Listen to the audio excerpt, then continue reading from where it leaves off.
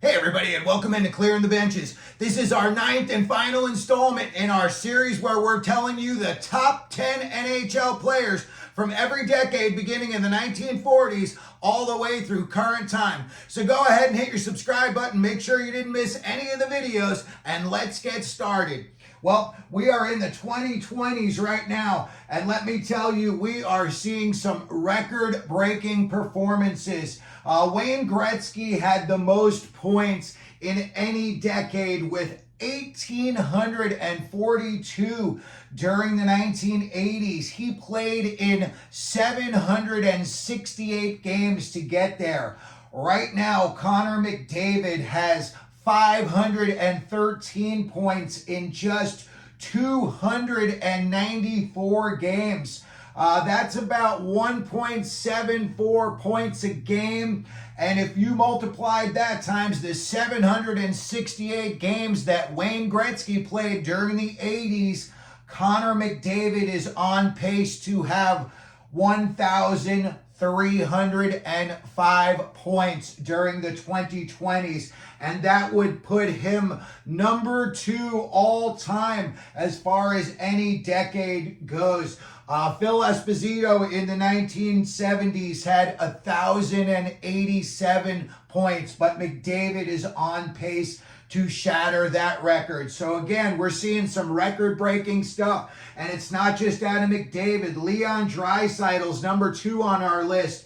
428 points in only 297 games. Again, if you multiplied that times the 768 games Gretzky played in the 80s, you would have Draisaitl coming up with 1,106 points. That is very, very impressive stuff. Nate Mackinnon, wait, it gets even better. 404 points in 266 games so far.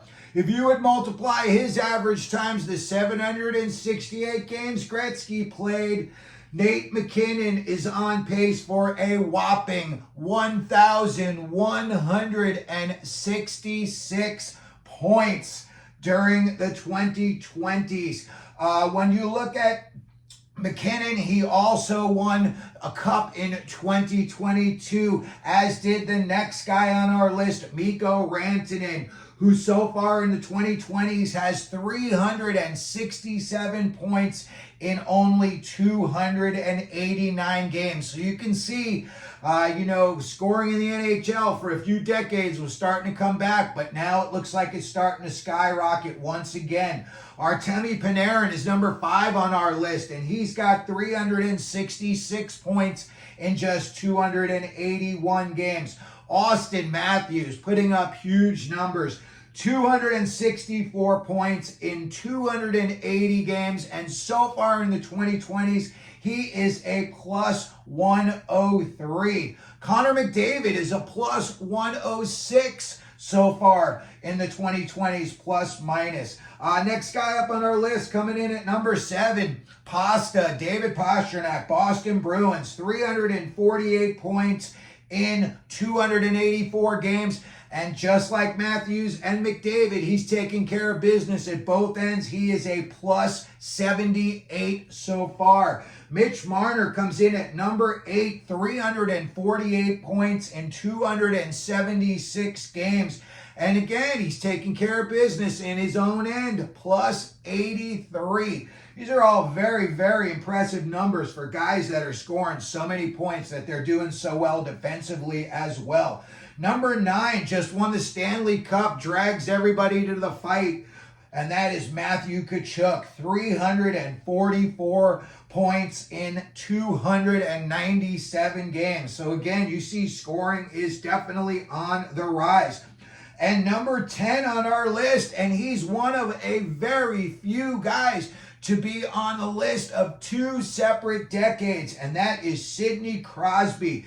And he comes in with 353 points in 288 games. And I'll tell you what, I don't know what Crosby eats for breakfast, but I should start eating it. Last year, he was just outstanding.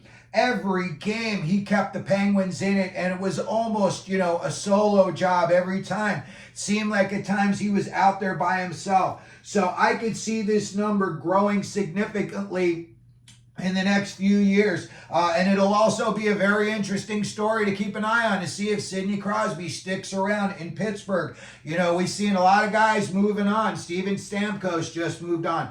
Anybody can be traded. Wayne Gretzky and Babe Ruth got traded, so anybody could be traded. Some other names that were very, very hot so far in the 2020s, and we're talking about Kirill Kaprizov in Minnesota. When he's healthy, he's one of the NHL's most lethal scorers. That kid is just lightning fast in the offensive zone, and before you know it, the puck is in the back of your own net. JT Miller caught fire so far in the 2020s. As a Ranger fan, I know he was much younger in his career, but I'll tell you what, he did not have the sandpaper and grit or the scoring prowess that he has now. So JT Miller, another guy who's lighting it up so far in the 2020s. And then finally, Nikita Kucherov. When you look at the top 10 list in scoring, he's not in there so far. But after last year's performance, if he does that a couple of more times, he will be skyrocketing up this list. And then finally, let's take a look at two goaltenders that have just been outstanding so far in this decade. Bobrovsky down in Florida just won a cup, and I could not be happier for him. As a human being, he seems just like an A1 top class guy, and after everything he went through in Philly and Columbus, it was so great to see him hoist the cup. Sucked that he had to beat my Rangers to get there, but I was very, very happy for him. And speaking of the Rangers, that's the other goaltender on our list is Igor Shesterkin. I'll tell you what, when this kid's got his head straight, he is very, very, very difficult to score on. So that's the list so far of the 2020s NHL All Decade Team. And let me tell you, we are seeing history in the making, especially with McDavid, Draisaitl, and Mackinnon. They are just really taking the league by storm. So it's going to be so much fun to keep watching them down in the future. So if you could, please let me know in the comment section if there's somebody that you think I should have had on this list, or maybe one of these guys you don't think deserves to be on the list. If you could, please hit your like button. Don't forget to subscribe. And as we always do here at Clearing the Benches, let them know you're out there.